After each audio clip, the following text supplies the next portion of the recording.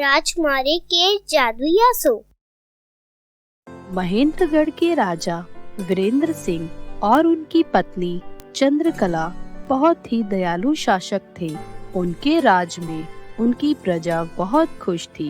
राजा की एक ही संतान थी, राजकुमारी नैना। वह अपनी खूबसूरती और बुद्धिमता के लिए पूरे राज्य में विख्यात थी। राजकुमारी नैना के पास दिव्य शक्ति थी, उसके जादुई आंसू। जब नैना का जन्म हुआ तो राज्य के ज्योतिषियों ने भविष्यवाणी की थी। महाराज, राजकुमारी नैना के आंसू कभी बेकार नहीं जाएंगे। वे आंसू चाहे खुशी के हो या दुख के, हमेशा किसी न किसी रूप में राज्य के लिए वरदान ही साबित होंगे। लेकिन एक रहस्य था जो उनके आंसुओं को इतना खास बनाता था। इस रहस्य को केवल महाराज और राजकुमारी की माता महारानी चंद्रकला ही जानते थे।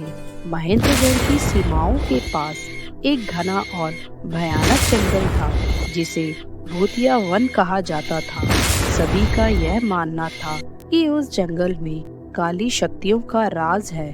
भूतिया वन में एक दुष्ट जादूगर काला कबूला का निवास था। हे तिलिस्मी पानी, बता, काला कबूला से शक्तिशाली कौन है यहाँ? है कोई और भी है, तुमसे अधिक शक्तिशाली और बुद्धिमान, महेंद्रगढ़ की राजकुमारी नैना। एक राजकुमारी मुझसे अधिक शक्तिशाली? मैं उस राजकुमारी को बंदी बनाकर उसकी सारी शक्तियाँ ले लूंगा और फिर मैं और भी शक्तिशाली हो जाऊंगा। काला कबूला ने महेंद्रगढ़ को कई बार तबाह करने की कोशिश की थी, लेकिन महाराज वीरेंद्र सिंह और उनके योद्धाओं ने उसे हर बार हरा दिया था। एक दिन काला कबूला भेष बदलकर राजमहल में आ पहुंचा और उसने चालाकी से राजकुमारी को कुछ खाने में मिलाकर दे दिया, जिससे वह बेहोश हो गई और वह मौका पाकर राजकुमारी को अपने साथ भूतिया वन में ले आया। उठो राजकुमारी, तुम्हें यहाँ किसी खास मकसद से लेकर आया हूँ मैं। उठो, होश में आओ। हम कहाँ हैं? हम यहाँ कैसे आए? और तुम कौन हो? मैं हूँ महान जादूगर काला कबूला और इस वक्त तुम मेरी कैद में हो। क्यों कैद किया है तुमने हमें? क्या चाहिए? आज तक तो तुम हमारे पिताजी से जीत नहीं सके, इसीलिए तुम हमें छल से यहाँ ले आए हो। देखो राजकुमारी, तुम्हारे आंसू ही तुम्हारी दिव्य शक्ति है और मुझे तुम्हारे आंसुओं की ही जरूरत है। मेरी बात सीधे सीधे मान लो, वरना जिस प्रकार तुम्हें यहाँ लाया गया है उसी प्रकार तुम्हारे माता पिता की भी यहाँ लाकर बलि चढ़ा दी जाएगी। काला कबूला ने राजकुमारी को धमकी दी कि अगर वह अपने आंसू नहीं बहाएगी तो उसे और उसके राज्य को खत्म कर देगा।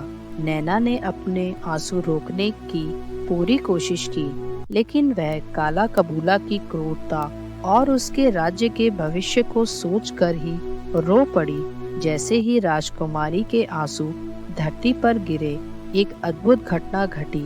आंसुओं से एक चमकदार ज्वाला प्रकट हुई। उस ज्वाला से एक दिव्य प्रकाश निकला और उस काला कबूला की शक्ति कमजोर पड़ने लगी। राजकुमारी ने देखा कि उसके आंसू काला कबूला के जादू को कम कर रहे हैं। धीरे धीरे उस ज्वाला ने काला कबूला को घेर लिया। काला कबूला चीखते चिल्लाते हुए गिर पड़ा और उसकी सभी बुरी शक्तियां नष्ट हो गई। उसकी आत्मा एक काले धुएं में बदलकर गायब हो गई। भूतिया वन अब साफ और सुंदर बन गया, जैसे कि वहाँ कभी अंधकार था ही नहीं। महेंद्रगढ़ के लोग राजकुमारी के वापस आते ही खुशी से झूम उठे और उन्हें पता लगा कि भूतिया वन का दुष्ट जादूगर काला कबूला मर गया है। महाराज, अब राजकुमारी नैना के विवाह के बारे में हमें सोचना चाहिए।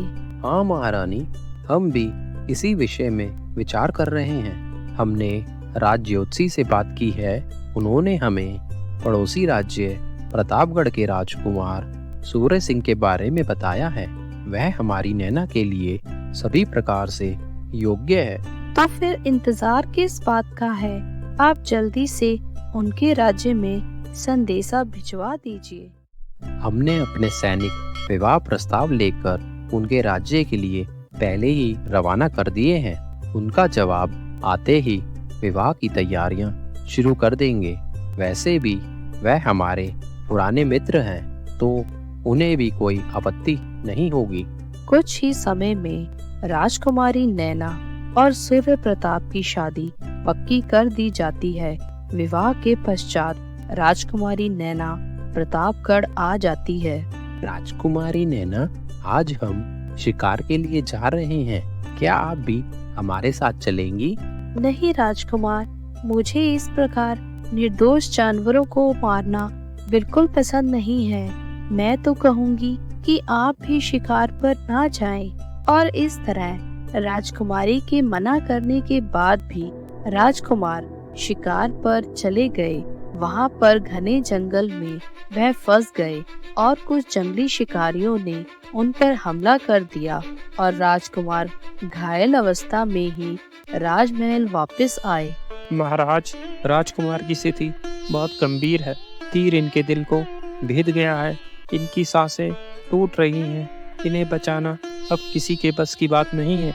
ऐसा मत कहिए राजवैद्य जी, हमारा एक ही पुत्र है, कृपया करके इसे बचा लीजिए। राजकुमार की ऐसी हालत देखकर राजकुमारी नैना अपने आंसू रोक ना पाई और उन्होंने रोना शुरू कर दिया। उनके आंसू ठीक उसी जगह गिरे जहां राजकुमार के घाव थे और जैसे जैसे आंसू गिर रहे थे, राजकुमार का घाव बढ़ता जा रहा था। यह देख सभी लोग बहुत हैरान हुए, क्योंकि किसी को भी राजकुमारी की इस दिव्य शक्ति के बारे में नहीं पता था। और कुछ ही देर में राजकुमार को होश आ गया और वह उठ बैठे। राजकुमार के ठीक होते ही पूरे राज्य में खुशी की लहर दौड़ गई। राजकुमारी के जादुई आंसुओं ने राजकुमार की जान बचा ली। इसीलिए राजकुमारी को राज्य में देवी की तरह पूजा जाने लगा। ऐसे ही और मजेदार वीडियोस देखने के लिए लाइक, कमेंट, शेयर और सब्सक्राइब करें हमारे चैनल को। Thank you. Bye bye.